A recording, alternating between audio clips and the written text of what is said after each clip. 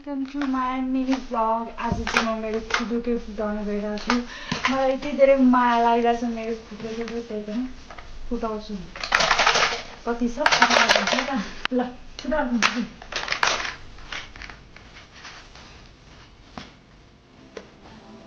त्यो मैले भन्नै सकिरहेको छैन।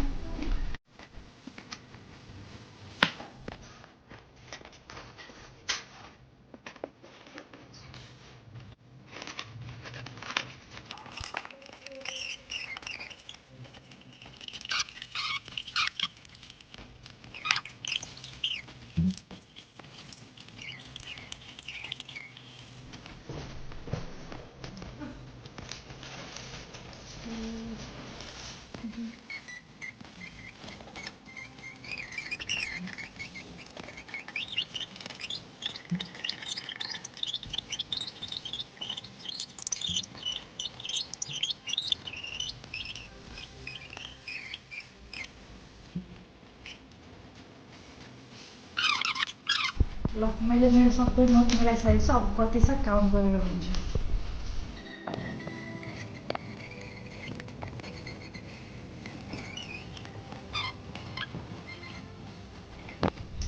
यो चाहिँ मेरो जम्मा 45,975 रुपिस भयो।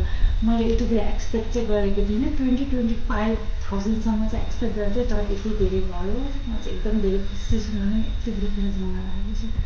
अरू चाहिँ म के गर्छु थाहा छैन मलाई।